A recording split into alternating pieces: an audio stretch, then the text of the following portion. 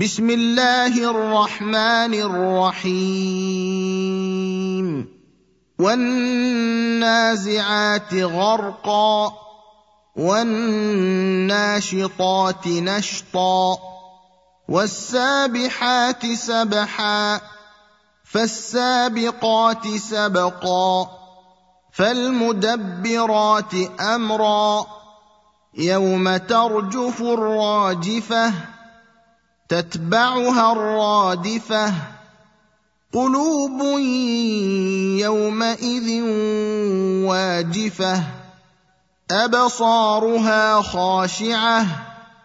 يقولون أئنا لمردودون في الحافرة أئذا كنا عظاما نخرة قالوا تلك إذا كرة خاسرة فإنما هي زجرة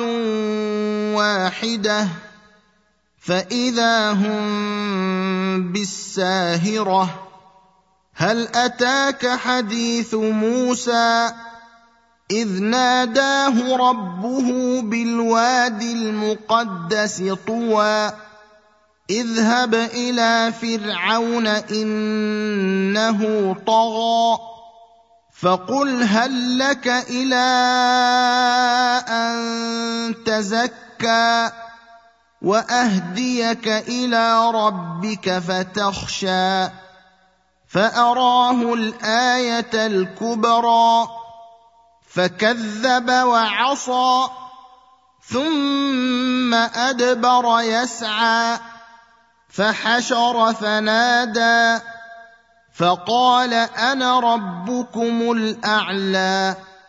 فأخذه الله نكال الآخرة والأولى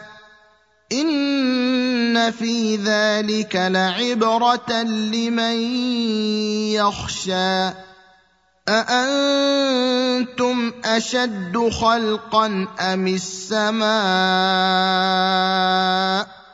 بناها رفع سمكها فسواها وأغطش ليلها وأخرج ضحاها والأرض بعد ذلك دحاها أخرج منها ماءها ومرعاها والجبال أرساها متاعا لكم ولأنعامكم فإذا جاءت الطامة الكبرى يوم يتذكر الإنسان ما سعى وبرزت الجحيم لمن يرى فأما من طغى وآثر الحياة الدنيا فإن الجحيم هي المأوى وأما من خاف مقام ربه ونهى النفس عن الهوى فإن الجنة هي المأوى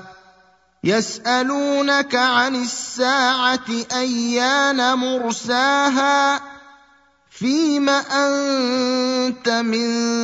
ذكراها إلى ربك منتهاها إنما